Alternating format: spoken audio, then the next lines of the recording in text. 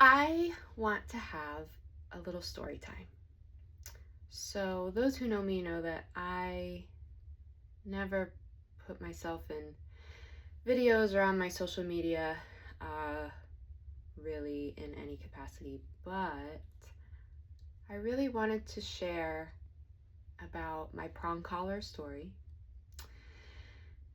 And I was going to write a blog post, and I probably still will, but I just felt more called to share it in a more personal way. So here we are. The dog training industry has a huge war within it that a lot of people are aware of. What methods are good and bad, what tools are good and bad, etc., etc. And it's pretty ugly out there. And I think that it is important to share our stories, to share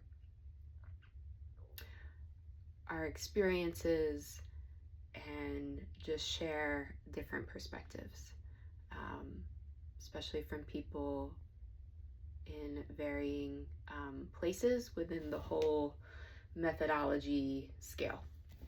So when I first started training and working with shelter dogs, this is back in 2003, 2004, I was learning, so I was open to everything. And I did use prong collars here and there with the dogs that I was working with. It wasn't a one-size-fits-all deal back then, still not.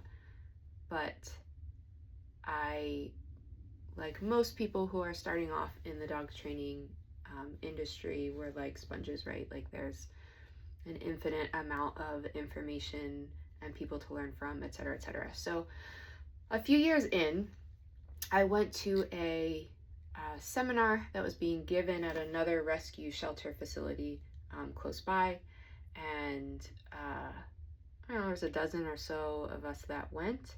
We were all given a dog to work with, and the trainer was there instructing us how to do things, and his methodology was using the prong collar to pretty much teach all behaviors: sit, down, stay, leash walking, just everything. And really the only reinforcer that he used was praise. So that was his style. And I'm not here to say that anything is right or wrong. I'm just here to talk about what is. So in that seminar, I was paired with a dog. Her name was Mama, and she was a little 40-pound, all-white terrier bully mix, and she was incredibly soft in her temperament. She was submissive, she was gentle, she would kind of grovel over to you, very sweet. It didn't do anything like obnoxious or pushy or anything like that. Very, very, very soft and sensitive dog. And I knew this dog for quite a while because she had been at the original kennel that I volunteered at, and then at the shelter I worked at, and then got transferred to this other facility. So I did know her fairly well. So during the seminar, the trainer was teaching us how to use the prong collar to teach the dog to down. And his methodology was say the verbal cue down, take the leash, pull down really hard in order to get the dog into the position, and then praise, pet, and move on. So I'm not a heavy-handed person anyway in general, but I also was very aware that this dog was very soft and sensitive. So when I was trying to get the dog to down Mama, I was like gently pulling some tension and pressure on the leash, and kind of in a way was like pleading with her, like, please, can you just go down? Because I really didn't want to just yank her into position, because I knew that, it just wasn't appropriate for her personality. It didn't sit well with me. But who was I to say anything to this trainer who had, years and years of experience when I was only a few years into it, was my mindset at the time. So he would come around and help everybody. And when he came around to us and he saw that I was struggling to get her into the down position, he would take the leash from me and he'd yank down really hard, and she'd flatten, and he'd pat her on the head and hand me the leash back and move on. And by like the third or fourth time that he came around and did this, he went to reach for her leash and she downed right away automatically. So his method worked, right? But then when he went to pet her as the reinforcer, he reached his hand out to pet her and she flinched and she flattened down and like squinted her eyes because she was bracing herself for getting yanked with the leash. And I remember seeing that, and I remember being so disturbed that I was like, wow, prong collars are now bad. And at that point, I jumped on the whole bandwagon of, I don't like using labels in the dog training industry at all, but I jumped on the whole bandwagon of positive reinforcement only, force-free, fear-free, whatever you want to call it. Prong collars are bad.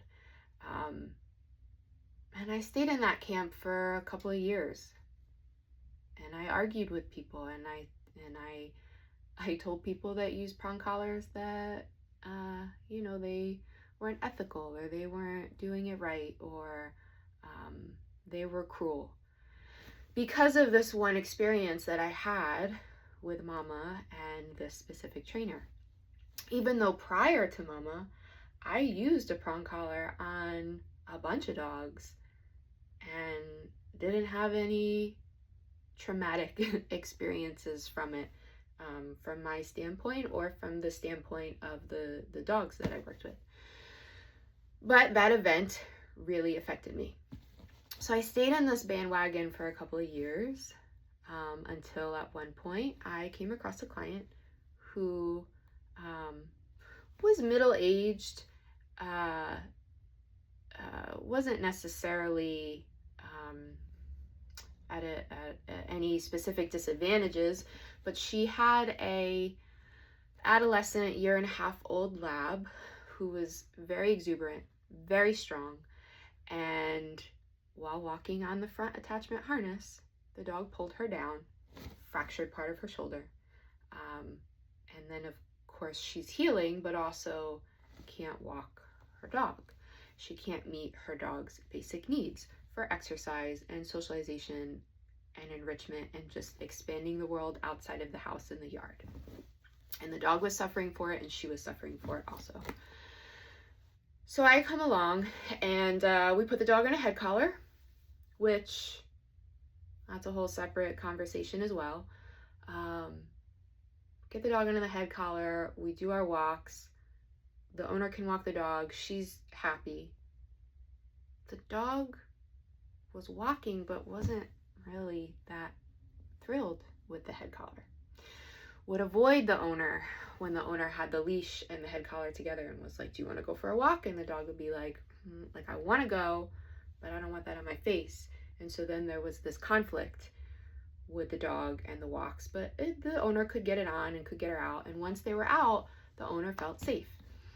For me, and for what I do with my clients, and the fact that I deal with aggression, fear, anxiety primarily, and also severe behavior issues, safety is first and foremost the number one thing that is on my mind, in my plan, within my criteria for my clients and their dogs. I need to make sure that my client feels safe and is safe with physically handling their dog, and then I need to make sure that the dog is safe, and I need to make sure that the public is safe.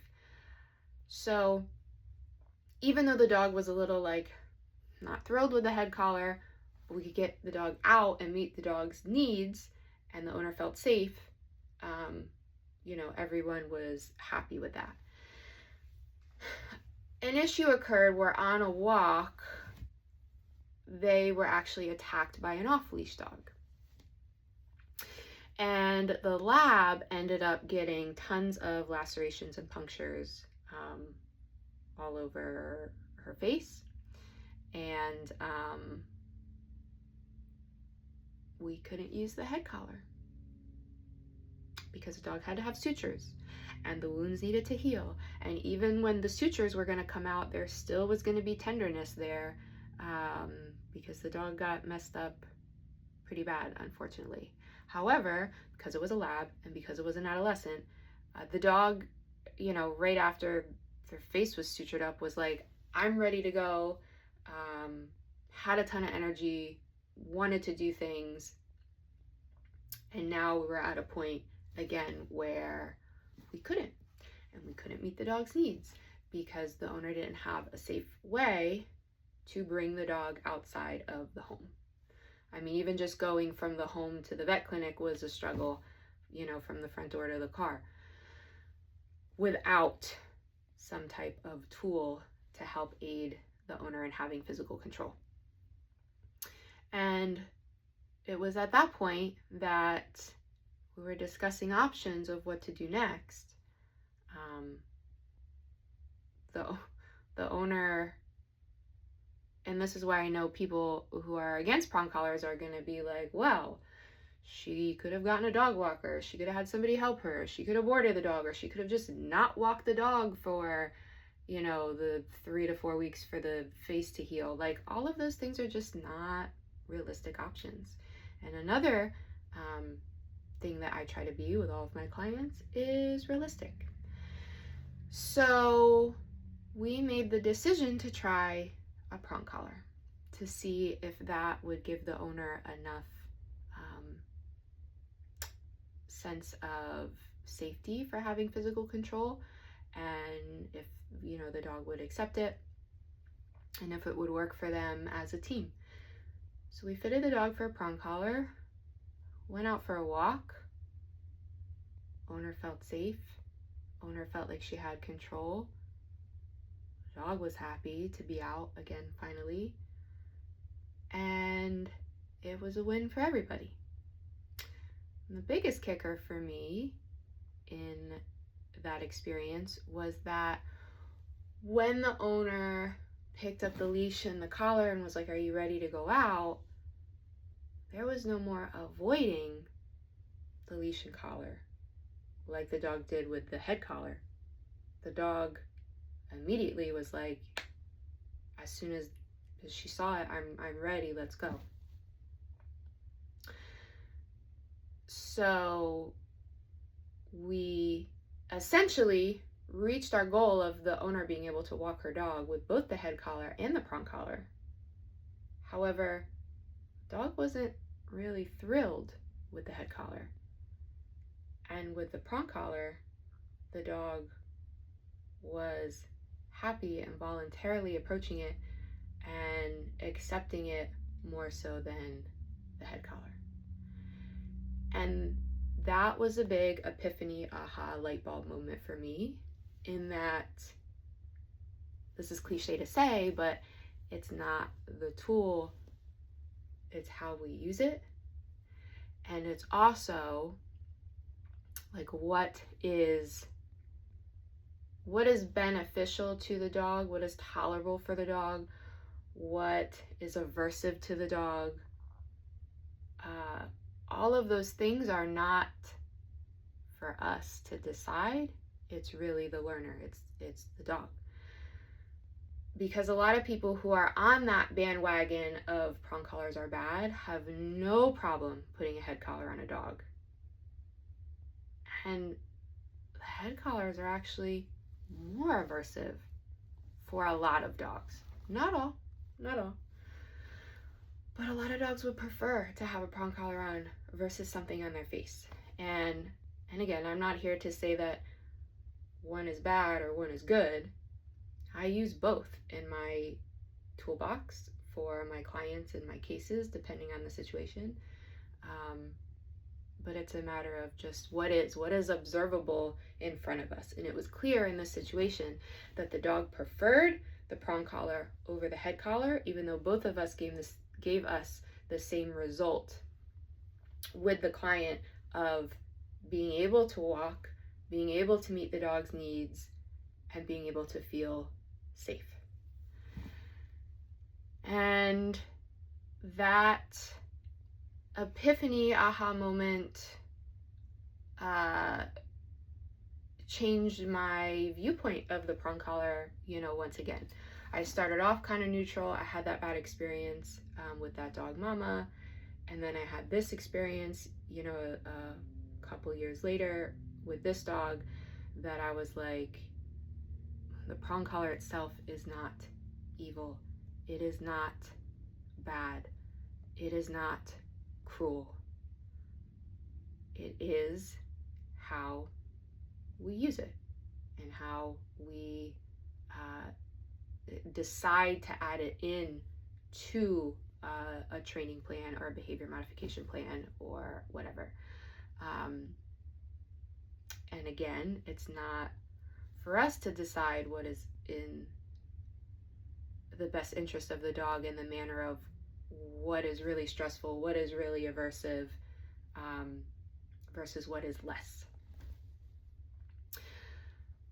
And I'm grateful that I had that experience to contrast the earlier one, because then that allowed me to bring another tool into my toolbox to help more people and more dogs, which, the prong collar has been back within my toolbox for well over a decade, probably even closer to 15 years at this point. And I've had so many clients who have been so grateful for that tool over the years, because it allowed them to meet their dog's needs, and it allowed them to enjoy their dog the way they want to, and it allowed their dog to enjoy things that they couldn't previously.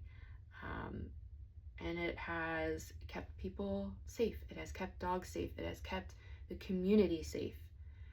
And the things that I learned with the prong collar are all the same things that I see and I observe and I get when I use the head collar as well, with my clients and cases and such. And it blows my mind that there can be such black and white thinking of this thing is always inherently good and this thing is always inherently bad, because that's just not how life works. It's just not. So I share this story because I want to be open and transparent, and again, with this war that is in the industry and these sides and these camps and these labels, I don't really relate to either or any. There's kind of, you could make a case that there's even more than just two, but I am here for the experience of observing what do these things do for the clients and for the cases. And I have been on that journey of seeing this specific tool that I'm talking about, which is the prong collar, be a negative thing, into seeing the positives of it and the benefits, and how it can change lives and how it can improve lives and how it can be a really beneficial tool for the right dog in the right case in the right family in the right situation. So after so many years of being quiet about it, I wanted to share this story, and I'll probably still do a blog post on it anyway, but I wanted to share this story because I know if I have had this experience and if I feel this way, then I am not the only one. And I hope that by sharing this, it perhaps gives other people a different perspective, or helps somebody else in their decisions of what tools to use or not use. Because inherently, I think where we are in the industry right now, that these conversations are important to have. So thanks for listening and joining my story time.